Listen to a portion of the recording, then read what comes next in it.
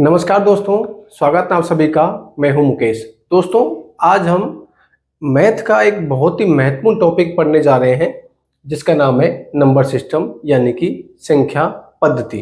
दोस्तों, ये इम्पोर्टेंट इसलिए है क्योंकि इस टॉपिक को यदि आपने ढंग से कमांड कर ली, इस टॉपिक पे ढंग से इसकी पढ़ाई कर ली, प्रैक्टिस ढंग से कर लिया, इसको समझ लिया, तो यूँ समझो आपने कॉम्पिटिटिव जो मैथ है वो आधी पढ़ ली है, मान के चलो। क्योंकि जो अदर जो टॉपिक हैं उनकी डिपेंडेंसी इस टॉपिक पे बहुत ज़्यादा है, इसी पे आधारित है। यदि ये इसका बेस आपका क्लियर हो गया, कंसेप्ट क्लियर हो गया, तो समझो आप कॉम्पिटिटिव एग्जाम जो है मैथ्स के अंतर्गत वो आप आराम से फाइट कर सकते हो। तो ये जो टॉपिक है बड़ा लंबा टॉपिक है, इसके अंतर्गत बहुत छोटे छोटे टॉपिक्स आते हैं अंदर, तो उनको हम सभी को डिटेल से पढ़ेंगे। देखो, YouTube पर क्या है कि बहुत सारे आपको वीडियोस देखने के लिए मिल जाएंगे और कोई डाउट नहीं है, बहुत शानदार वीडियो आपको देखने के लिए मिल जाएंगे। लेकिन वहाँ पे कहीं ना कहीं एक खामी होती है कि पूरा टॉपिक, संपूर्ण जो कंटेंट है वो आपको नहीं मिलता, वो मिसिंग होता है। तो मजबूरन क्या करना पड़ता है स्टूडेंट को, या तो ऑफलाइन कहीं क्लासेस लेनी पड़ती हैं या कहीं ऑनलाइन पेड जो क्लास है वो लेनी पड़ती है, क्योंकि उसे पूरा कंटेंट नहीं मिल पाता है।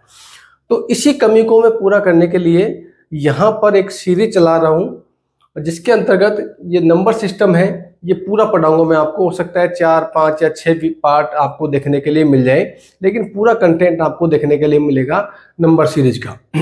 और ये सभी के लिए प्रभावी होगा। जैसे रेलवे में आप ग्रुप डी ले लो, NTPC ले लो, जितनी भी एग्जाम है वो सब में काम आएगा। बैंक के एग्जाम हो गई, SSC, MTS, CGL, CHSL, और भी राजस्थान पुलिस और भी UP पुलिस, जितनी भी पुलिस की भर्ती है उनमें सब में बराबर रूप से, अन्य कई जो एग्जाम होती है उनमें सब में ये टॉपिक बराबर रूप से देखने के लिए मिलता है। तो बिना किसी टाइम गवाए मैं यहाँ पे टॉपिक शुरू करता हूँ। दोस्तों, नंबर सिस्टम की हम बात करें और उसमें टाइप ऑफ नंबर ना आए, ऐसे कैसे हो सकता है? यानी कि सबसे पहले हम यहाँ पे पढ़ने वाले हैं कि संख्याएं जो होती हैं वो कितने प्रकार की होती है। बिल्कुल बेसिक से पकड़ूंगा मैं, बेसिक से लेके चलूंगा आपको। और नंबर सिस्टम का मैं प्रयास ये रहेगा, मैं आपसे वादे के साथ कह सकता हूँ कि मैं ऐसा आपके साथ में प्रयास करूँगा, आप मेरे साथ में प्रयास करना। मैं एक भी ऐसा सवाल जिस टाइप का एग्जाम में बन सकता है, सारे के सारे क्वेश्चन ऑफ फॉर्मेशन में आपको बताऊंगा कि किस तरीके से एग्जाम में सवाल आ सकता है और आपको किस प्रकार से करना है। किसी प्रकार का टाइप नहीं बचेगा, आप मेरे साथ में बने रहिएगा। देखो, सबसे पहले हम पढ़ेंगे टाइप ऑफ नंबर्स, कि संख्याएं जो होती हैं वो किस प्रकार की होती हैं, कितने प्रकार की होती है संख्याएं, वो हम यहाँ पे देखेंगे। संख्याओं के प्रकार, सबसे पहले हम बात करें तो एक नंबर आता है जिसको हम बोलते हैं नेचुरल नंबर। नेचुरल नंबर यानी कि प्राकृत संख्या। प्राकृत संख्या, इसको हम कैपिटल N से भी लिखते हैं, क्योंकि इसका जो स्पेलिंग है ये N से शुरू होती है, इसलिए इस प्राकृत संख्याओं को हम अंग्रेजी का जो अल्फाबेट है N से डिनोट करते हैं, प्रदर्शित करते हैं। प्राकृत संख्या का एक दूसरा नाम भी है जिसको हम बोलते हैं counting number. Counting number.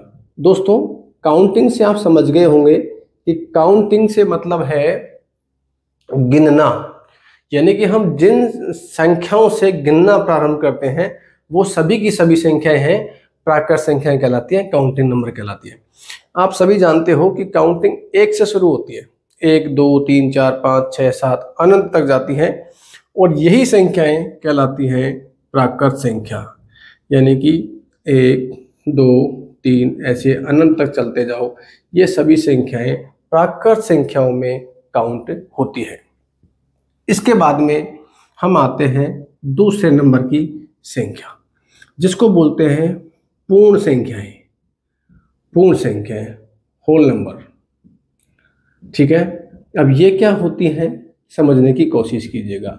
Whole number, इसको हम W से लिखते हैं, क्योंकि इसकी स्पेलिंग कैपिटल लेटर W से शुरू होती है अल्फाबेट में, तो इसको हम W से डिनोट करते हैं। दोस्तों, पूर्ण संख्याएं क्या होती हैं? यदि हम प्राकृत संख्याओं में 0 ऐड करते तो वो बन जाती है पूर्ण संख्याएं।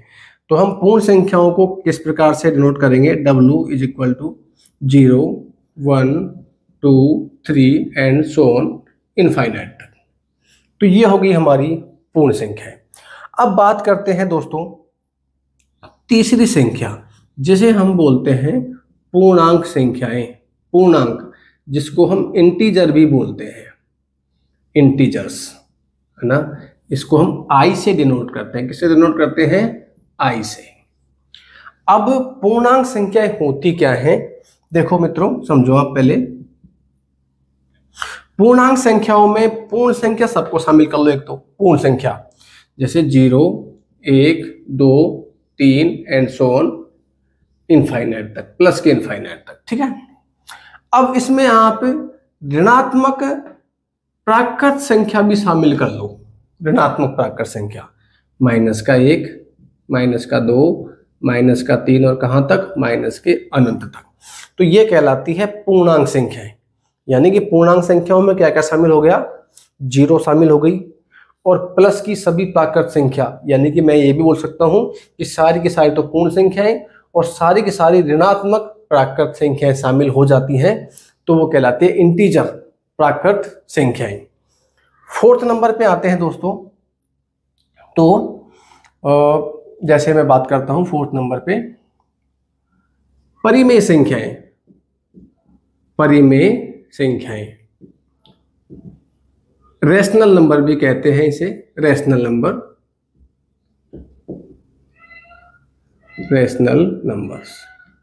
इनका कोई स्पेसिफाई कोई संकेत नहीं होता। जैसे मैंने इसको n लिखा, इसको w लिखा, इसको i लिखा, तो इसको कोई फिक्स नहीं होता। तो परिमेय संख्याएं होती क्या है दोस्तों? परिमेय संख्या ऐसी संख्या होती हैं जिन्हें अंश बटे हर के रूप में, अर्थात p बटे q के रूप में लिखा जा सके। यहाँ पे दो बात जो है बड़ी ध्यान देने योग्य है, वो कौन कौन सी है? नंबर 1, q जो है वो 0 नहीं होना चाहिए। पहली बात तो जो अंश जो हर में है वो 0 नहीं होना चाहिए। और दूसरी बात ये यहाँ पे है कि p और q जो है वो संख्याएं हैं सहअभाज्य संख्याएं। कैसी? सहअभाज्य संख्याएं होती हैं ये।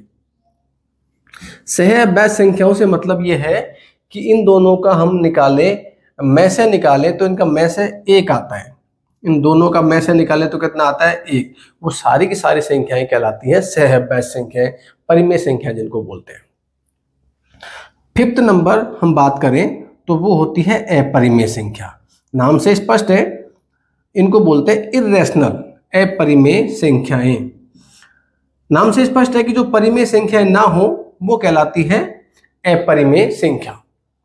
अब अपरिमेय संख्या बता तो दिया मैंने, p बटे q के रूप में नहीं होता, लेकिन उदाहरण के तौर पे समझिए।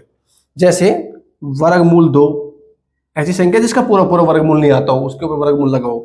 वर्गमूल 3, वर्गमूल 5, वर्गमूल 7, ऐसी कई सारी संख्या हम लिख सकते हैं जो वर्गमूल के अंदर है, उनका पूरा पूरा वर्गमूल नहीं आता। अब देखो, आप में से कोई कह सकता है कि सर हमको इसको ऐसे लिख सकते हैं क्या? वर्गमूल 2 बटे 1, क्योंकि 1 तो सभी के नीचे लगा सकते हैं और ये p बटे q के रूप में हो गया, तो आप इसे परिमेय संख्या क्यों नहीं बोलते, अपरिमेय क्यों बोल रहे हैं? तो यहाँ पे ये पॉइंट काम आएगा दोस्तों। देखो q बराबर 0 तो नहीं है, बात मान ली तुम्हारी, लेकिन p और q ये दोनों सहअभाज्य संख्या नहीं है। और यहाँ पे एक बात और खास होती है दोस्तों कि p और q सहअभाज्य संख्या तो होती हैं, साथ साथ में ये पूर्णांक भी होती है। क्या होती है? पूर्णांक, पूरा पूरा अंक। अब आप देख लो, ये वर्गमूल 2 जो है ना दोस्तों, ये पूर्णांक नहीं है, पूर्णांक नहीं है, ये पूरी पूरी संख्या नहीं है। इसलिए ये वर्गमूल 2 क्या नहीं हो सकता? परिमेय संख्या नहीं हो सकता। ये कारण है कि ये संख्याएं क्या नहीं है? परिमेय संख्या नहीं है। कैसी है? अपरिमेय संख्या है, ध्यान रखना। अब 6 नंबर की मैं बात करता हूं, तो दोस्तों 6 नंबर के अंतर्गत आती हैं, चलो मैं बताता हूं, इनको मिटा देता हूं पहले जब बताता हूं। 6 नंबर की जो संख्या मैं बताने जा रहा हूं उसको बोलते हैं वास्तविक संख्याएं। वास्तविक संख्याएं, जिनको हम रियल नंबर्स भी बोलते हैं, रियल नंबर्स, ठीक है। तो इसको समझो दोस्तों, रियल नंबर्स जो होती हैं वो क्या होती हैं? ये 2 संख्याओं से मिलकर बनती है दोस्तों। एक तो परिमेय संख्या और एक अपरिमेय संख्या, यानी कि दोनों संख्याओं को हम कंबाइंड कर दें, मिला दें, परिमेय और अपरिमेय संख्याओं का समुच्चय वो कहलाता है वास्तविक संख्याएं, दोनों का संग्रह जिसको बोल सकते हैं हम वास्तविक संख्याएं कहलाती है।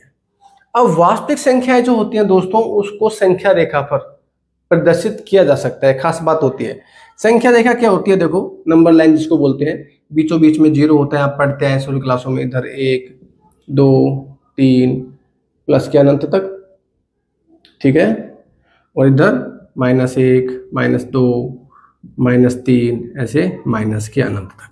तो ये नंबर लाइन कहलाती है संख्या रेखा।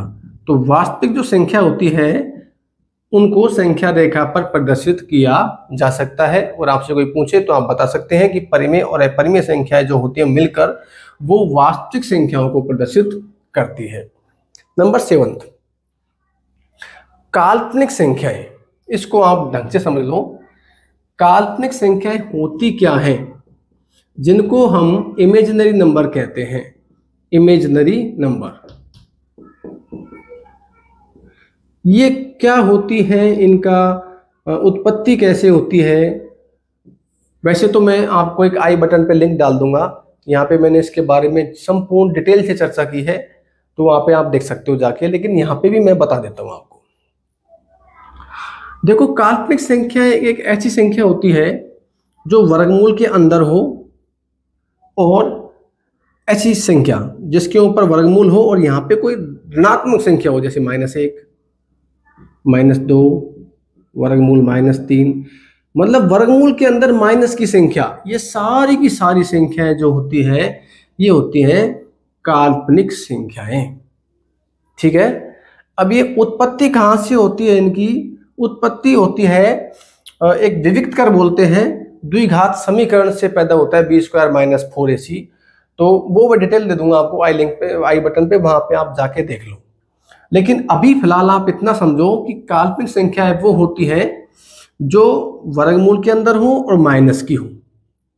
ये सारी संख्याएं कहलाती हैं इमेजिनरी नंबर, काल्पनिक संख्याएं। काल्पनिक संख्याओं की जो इकाई होती है दोस्तों, वो होती है आयोटा। आयोटा, आयोटा किसके बराबर होता है? आयोटा बराबर होता है वर्गमूल -1 के बराबर होता है, यानी कि आयोटा स्क्वायर का जो मान होता है -1 होता है।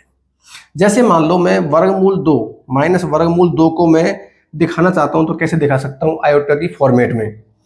देखो, मैं इसको लिख सकता हूं -1 × 2, ठीक है। तो इसको अलग अलग लिख दिया मैंने, -1 और वर्गमूल 2, तो ये आ जाएगा वर्गमूल 2, और इसका मान तो तुम जानते हो आयोटा। तो यानी कि मैं इसको लिख सकता हूं -वर्गमूल 2 को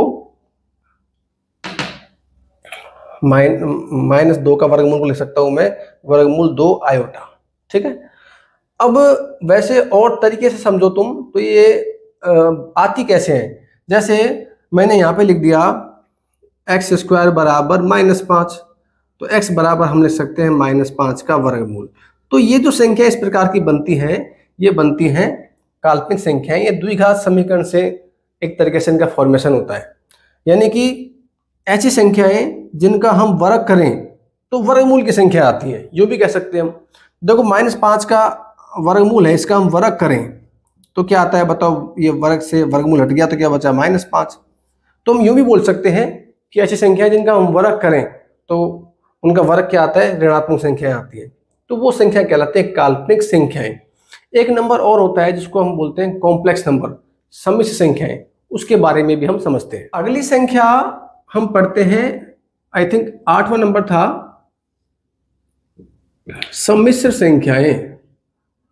सम्मिश्र संख्याएं जिन्हें हम कॉम्प्लेक्स नंबर भी बोलते हैं, कॉम्प्लेक्स नंबर्स। संख्याओं के काफी टाइप होते हैं, जितना मैं बता सकता हूं आपको बताऊंगा। तो कॉम्प्लेक्स नंबर जो होते हैं 2 प्रकार की संख्याओं से मिलकर बने होते हैं, एक तो वास्तविक संख्या और एक काल्पनिक संख्या। ये 2 से इनका फॉर्मेशन होता है, एक तो रियल नंबर और एक इमेजिनरी नंबर, काल्पनिक संख्या। इन दोनों से मिलकर बनती है सम्मिश्र संख्याएं, ठीक है। यानी कि ये सम्मिश्र संख्या जो होती है सबका बाप होती है, यानी कि सारी की सारी संख्याएं इसी में आती हैं। देखो, रियल नंबर, इमेजिनरी नंबर। अब रियल नंबर में आ गई सारी, परिमेय आ गई, अपरिमेय आ गई, और इन परिमेय अपरिमेय में सारी संख्याएं आती हैं, ठीक है, और ये अलग ब्रांच हो जाती है इमेजिनरी नंबर की, है ना। तो ये समझो। अब ये इसका फॉर्मेट कैसा होता है, होती कैसे है कॉम्प्लेक्स नंबर। तो ये होती है, जैसे मैंने यहाँ पे लिखा 2+3 आयोटा, 2+3 आयोटा। अब ये जो 2 है ना, ये तो रियल पार्ट है, वास्तविक पार्ट है, वास्तविक हिस्सा, यानी कि वास्तविक संख्या है। और 3 आयोटा जो है ये है काल्पनिक संख्या। दोनों मिला दी हमने तो क्या बन गई, कॉम्प्लेक्स नंबर, सम्मिश्र संख्या। अब वैसे तो देखा जाए ना 2 और 3 ये दोनों के दोनों ही वास्तविक संख्या हैं, लेकिन 3 के साथ में क्या आ गया, आयोटा, तो ये क्या है, काल्पनिक संख्या, और दोनों को मिला के बन गई सम्मिश्र संख्या। अभी के लिए इतना समझो। अब और संख्याएं भी बहुत सारी होती हैं, जैसे हम बात करते हैं प्राइम नंबर, यानी कि अभाज्य संख्याएं, ठीक है, अभाज्य संख्या। अभाज्य संख्याएं क्या होती हैं, ध्यान से समझना आप लोग। अभाज्य संख्याएं ऐसी संख्या जिनके केवल और केवल 2 गुणनखंड हो, केवल और केवल, इफ एंड ओनली इफ बोलते हैं अंग्रेजी में, IFF, हिंदी में बोलते हैं केवल और केवल, केवल और केवल 2 क्या होने चाहिए, गुणनखंड। ऐसी सभी संख्याएं जिनके केवल और केवल 2 गुणनखंड हो। अब केवल और केवल का क्या मतलब है, मैं समझाने वाला हूं। यानी कि कोई संख्या है, उसमें हम ये देखेंगे कि कितनी संख्याओं का भाग जाता है, तो उसमें 2 ही संख्याओं का भाग जाना चाहिए। केवल और केवल का मतलब ये होता है कि ना तो 2 से कम ना 2 से ज्यादा, यानी कि 2 ही संख्याओं का भाग जाना चाहिए, वो कहलाती है अभाज्य संख्या। जैसे हम बात करते हैं 2। अब 2 में किस किस का भाग जाता है, एक तो 1 का जाता है और एक सम उसी संख्या का जाता है। तो हम ऐसे भी बोल सकते हैं कि ऐसी संख्याएं जिसमें केवल 2 संख्याओं का भाग जाता है, केवल और केवल 2 संख्याओं का, ना तो 2 से कम ना 2 से ज्यादा। तो कौन कौन संख्या होती है वो, एक तो 1 होती है और एक खुद वही संख्या होती है, ठीक है। तो उन संख्याओं का भाग यदि जाता है तो वो अभाज्य संख्या है, नहीं तो नहीं है। जैसे मान लो मैंने 3 लिखा, अब 3 में किस किस का भाग जाता है बताओ, या तो 1 का जाता है या 3 का जाता है खुद का। तो 1 और 3, इस 3 के क्या हो गए, गुणनखंड हो गए। तो 2 तो गुणनखंड है इसके, तो 3 भी अभाज्य संख्या है। 5 में भी देखो, या तो 1 का भाग जाएगा या खुद 5 का जाएगा, तो भी ये अभाज्य संख्या है। 7 में या तो खुद का जाएगा या 1 का जाएगा। तो यानी कि ऐसी सभी संख्याएं जिसमें या तो भाग खुद का जाए या 1 का जाए, वही कहलाती है अभाज्य संख्या। यानी कि उनके केवल और केवल कितने गुणनखंड हो, 2, ना तो 2 से कम ना 2 से ज्यादा। अब आप कहोगे दोस्तों कि सर 1 जो है वो क्या है, वो भाज्य है या अभाज्य है। तो 1 क्या होता है दोस्तों, इसमें केवल 1 का ही भाग जाता है, यानी कि इसका 1 क्या है, गुणनखंड है। लेकिन प्राइम नंबर होने के लिए कितने गुणनखंड चाहिए, 2, कम से कम 2 चाहिए और ज्यादा से ज्यादा भी 2 चाहिए। 2 ना तो 2 से कम ना 2 से ज्यादा, तो इसका तो 1 ही है, तो अभाज्य संख्या तो ये हुई नहीं। एक आती है भाज्य संख्या, है ना, कंपोजिट नंबर, तो उसके गुणनखंड 2 से ज्यादा होने चाहिए। तो इसके 2 से ज्यादा गुणनखंड है ही नहीं, तो ये क्या नहीं है, भाज्य भी नहीं है। तो 1 जो है ना तो अभाज्य में काउंट आता और ना ही भाज्य में काउंट होता, क्योंकि जो 10वीं नंबर संख्या बताने जा रहा हूं मैं, भाज्य संख्याएं इनको बोलते हैं कंपोजिट नंबर। मेरी राइटिंग थोड़ी ऐसी है मित्रों, तो थोड़ा सा आप संभाल लेना। कंपोजिट नंबर, तो कंपोजिट नंबर में क्या होता है, ऐसी संख्याएं जिसके 2 से अधिक गुणनखंड होने चाहिए, यानी कि उन संख्याओं में 2 से अधिक संख्याओं का भाग जाना चाहिए। जैसे मैं 4 की बात करता हूं, तो 4 में देखो 1 का भाग जाता है, 2 का भी जाता है और खुद 4 का भी जाता है, तो 3 का भाग चला गया ना, तो ये अभाज्य तो नहीं है, क्या है, भाज्य है। तो ऐसी संख्याएं जिसके 2 से अधिक गुणनखंड हो या 2 से अधिक संख्याओं का भाग चला जाए तो वो कंपोजिट नंबर कहलाती है। और आगे देखते हैं, काफी सारी संख्या होती है, जैसे 11वें नंबर की पढ़े तो सह अभाज्य संख्याएं भी होती हैं। तो सह अभाज्य संख्याएं क्या होती हैं, ऐसी संख्याएं जिनका हम में से निकालें, यानी कि HCF निकालें तो कितना आता है, 1 आता है। HCF कितना आता है, 1। उन संख्याओं का जोड़ा जो है वो कहलाता है सहअभाज्य संख्याएं। जैसे मैंने 3 और 5, ये कैसी संख्याएं बताओ, सहअभाज्य संख्याएं हैं। 2 और 7 ये भी कैसी हैं, सहबैध संख्या है, क्योंकि इनका जब में से निकालेंगे तो कितना आएगा, 1 आएगा। अर्थात हम कह सकते हैं इनका जो उभयनिष्ठ गुणनखंड होता है वो 1 ही होता है और कोई नहीं होता। तो मैंने कोशिश की दोस्तों आपको टाइप्स ऑफ नंबर बताने के बारे में। तो पहला तो मैंने यहाँ पे आपको ये बता दिया। इस नंबर सिस्टम के बारे में सबसे पहले हम नंबर्स के बारे में पढ़ेंगे कि वास्तव में नंबर जो होते हैं वो कितने टाइप के हो सकते हैं। अब हम आगे देखते हैं। तो इसके अंतर्गत हम एक टॉपिक छोटा सा और पढ़ लेते हैं। अभी हमने पढ़ा टाइप ऑफ नंबर्स, संख्याओं के प्रकार, ठीक है। अब हम पढ़ेंगे रूल्स ऑफ डिविजिबिलिटी, यानी कि विभाजकता के नियम। देखो, डायरेक्टली कहो या इनडायरेक्टली कहो, लेकिन ये छोटे छोटे जो रूल्स होते हैं इनका बहुत योगदान होता है। तो आप इनको अंडर एस्टिमेट मत करो, आप इनको ढंग से समझो ताकि आपके आगे भी काम आए। देखो, सबसे पहले हम पढ़ते हैं 2 का नियम। छोटी छोटी क्लासों में हम पढ़ते आए हैं 2 का नियम। 2 का नियम से मेरा मतलब ये है कि ऐसी संख्याओं का कैसे पता लगाते हैं हम कि इसमें 2 का भाग जाएगा या नहीं जाएगा, 2 की विभाजकता का पता कैसे लगाएंगे। तो हम जानते हैं कि ऐसी कोई भी संख्या हो जिसका इकाई का अंक, यूनिट डिजिट, यानी कि इकाई का अंक क्या होना चाहिए, या तो हो 0, 2, 4, 6 या 8। यदि इनमें से कोई अंक इकाई का अंक है किसी संख्या का, तो डेफिनेटली उसमें किसका भाग जाएगा, 2 का भाग जाएगा। हम सभी पढ़ते आए हैं। नंबर तीसरे की बात करें, नंबर दूसरा जो है 3 का नियम, यानी कि हम कैसे चेक करेंगे कि उस संख्या में 3 का भाग जाएगा या नहीं जाएगा।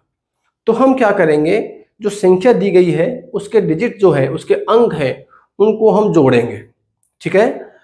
संख्या दी हुई है, उसके अंकों को हम जोड़ेंगे और उसके जोड़ने में यदि 3 का भाग चला गया तो दी गई संख्या में भी 3 का भाग जाएगा। जैसे नॉर्मल से संख्या में लिखता हूं, जैसे 189 है, 189, हम चेक करेंगे, तुरंत देखेंगे कि इसमें 3 का भाग जाएगा या नहीं जाएगा। तो इनके अंकों को काउंट करो, 9 और 1, 9 और 8 17, 17 और 1 18। जब मैंने इनको जोड़ा तो कितना आया, 18। आप जानते हो 18 में 3 का भाग जाता है, तो इस संख्या में भी 3 का भाग जाएगा। तो ये नियम होता है 3 का। नंबर में 4 की बात करूं दोस्तों, 4 का नियम। तो 4 का नियम बड़ा ही आसान है। हम क्या देखेंगे कि कोई भी संख्या है उसके इकाई के और दहाई के, यदि इकाई और दहाई के अंक जो हैं उनमें यदि 4 का भाग जा रहा है तो दी गई संख्या में भी 4 का भाग जाएगा। जैसे मैं यहाँ पे कोई भी संख्या ऐसे लिख देता हूं और यहाँ पे मान लो इकाई के और दहाई के अंक पे 32 है।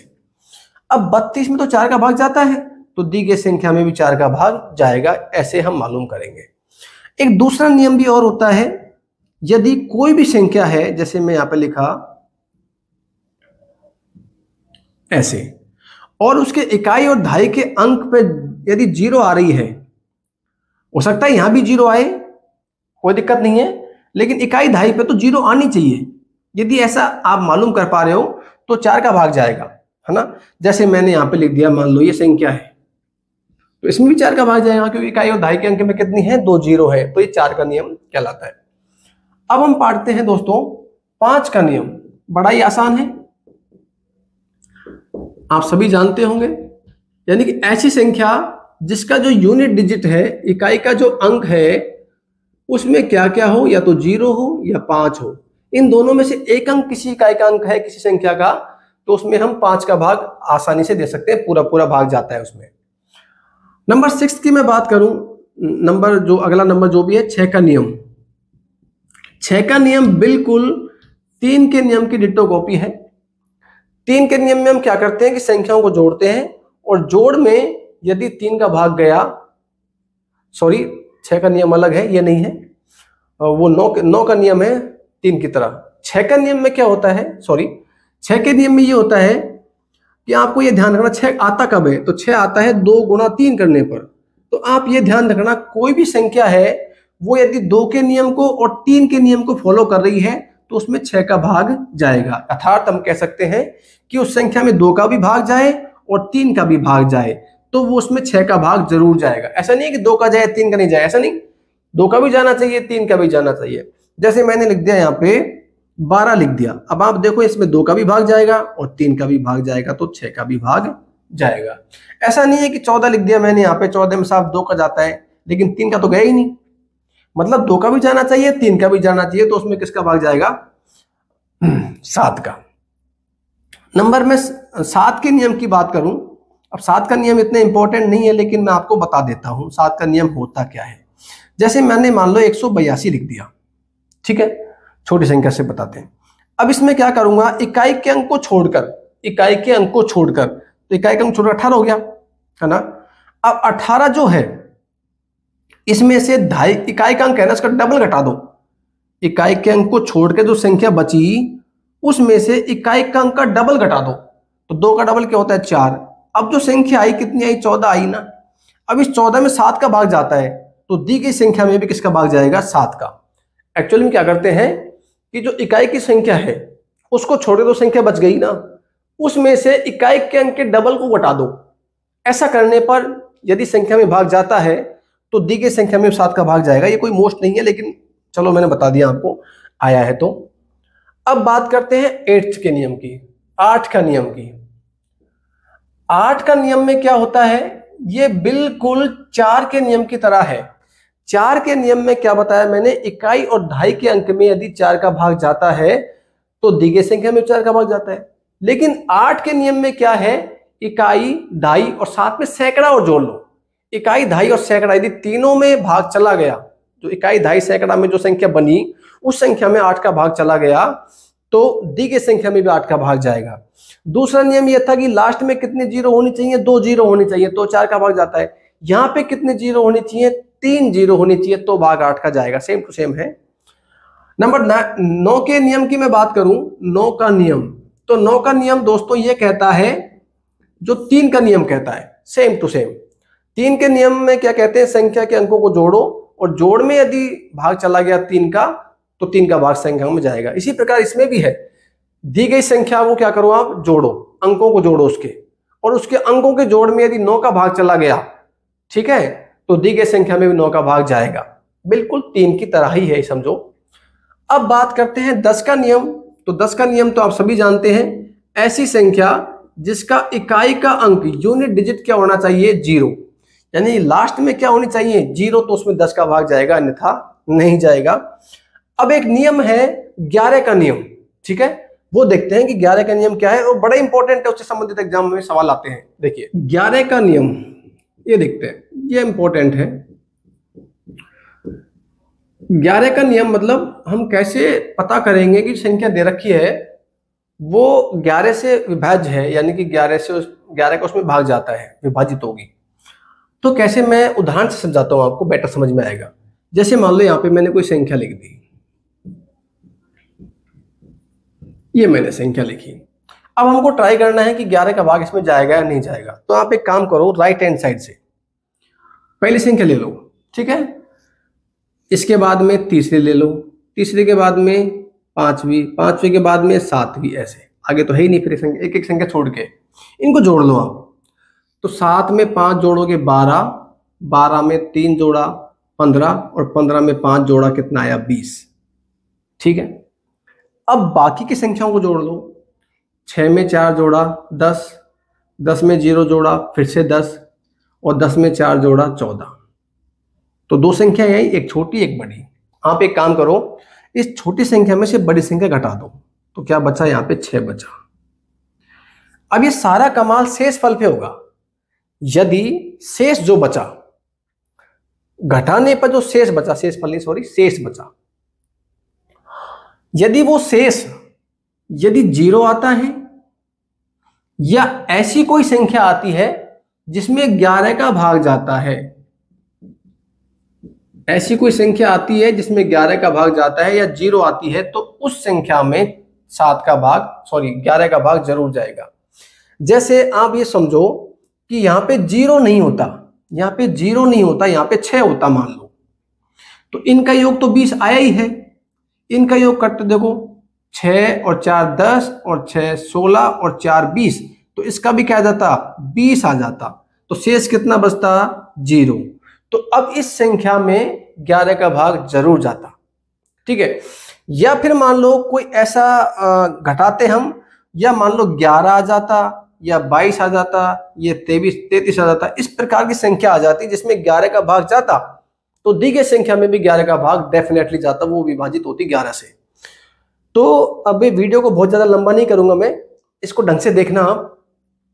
इस पार्ट में मैंने बताया आपको केवल नंबर सिस्टम के अंतर्गत जो पढ़ाया मैंने आपको वो बताया है। सबसे पहले तो टाइप्स ऑफ नंबर, कि नंबर कितने टाइप के होते हैं, उनका गुण क्या होते हैं, प्रॉपर्टीज क्या होते हैं, ठीक है। उसके बाद में हमने डिटेल से पढ़ा। उसके बाद में रूल्स ऑफ डिविजिबिलिटी, विभाजकता के नियम, जो मोस्टली हो सकते थे, वैसे तो आगे भी हैं, 12 का भी है, 13 का भी है, 15, 16, 17 सबका होता है, पता नहीं क्या क्या उटपटांग होते हैं, वो हमारे काम में बिल्कुल नहीं आते, उसको पढ़ने की कोई आवश्यकता नहीं है। अभी जो मैंने पढ़ाया उनमें भी जो प्राइम नंबर है उनके आप पढ़ लो अधिकतर नियम, जैसे प्राइम नंबर 2, 3 का, 5 का, 7 का, 11 का, ये मोस्ट होते हैं, इनको पढ़ो, मोर देन सफिशिएंट है, ज़्यादा मतलब रटने से कोई फायदा नहीं है। और मैं आपको वही चीज़ बताऊंगा जो आपके लिए बहुत ज़्यादा ज़रूरी है, फालतू की कोई चीज़ नहीं बताऊंगा। दोस्तों ये जो है मैंने आपको जो समझाया है इस वीडियो पार्ट के अंतर्गत, आपको अच्छा लगा हो दोस्तों तो प्लीज़ वीडियो को लाइक कीजिएगा, और कोई कमी लगी हो आपको तो कमेंट बॉक्स में कमेंट भी कीजिएगा, ठीक है। और नए नए आए हो मित्र मेरा तो चैनल को सब्सक्राइब जरूर कीजिए, ठीक है ना, और अपने दोस्तों के साथ में शेयर करना ताकि मुझे मोटिवेशन मिले ज़्यादा से ज़्यादा। और अगले जो पार्ट है उसमें जैसे मैं आपको बताऊंगा, जैसे यूनिट डिजिट, इकाई अंक कैसे फाइंड आउट करते हैं, शेष फल पर आधारित या भाजकता पर आधारित सवाल है। अभी तो मैंने आपको थोड़ी थोड़ी पढ़ाई है, अगले जो पार्ट आएंगे, अभी मैंने समझाया आपको, अगले पार्ट्स में मैं सवाल भी आपको बताऊंगा। हो सकता है ये 5 पार्ट हो जाए, 6 पार्ट हो जाए, 7 पार्ट हो जाए, मुझे नहीं पता कितने पार्ट होने वाले हैं, लेकिन मैं क्या करूंगा, नंबर सिस्टम के साथ में कोई भी नाइंसाफी नहीं करूंगा। आपको एक ही जगह इसी वीडियो पार्ट में सारे के सारा कंटेंट आपको ये वीडियो पार्ट्स में डालूंगा, सारों में वो सारा कंटेंट आपको मिल जाएगा, कहीं भी आपको भटकने की जरूरत नहीं है, कहीं भी आपको देखने की जरूरत नहीं है। यदि ये सीरीज जो मैं पढ़ा रहा हूँ आपको, ये आपने पूरी पढ़ ली तो ये समझो आपका काम खत्म है, उससे ज़्यादा आपको पढ़ने की आवश्यकता नहीं होगी, चाहे एग्जाम छोटी हो चाहे बड़ी हो, CGL तक हो, कोई दिक्कत नहीं आएगी। मिलते हैं दोस्तों किसी नेक्स्ट वीडियो पार्ट में, तब तक के लिए इजाज़त दीजिए। जय हिंद, जय भारत, नमस्कार।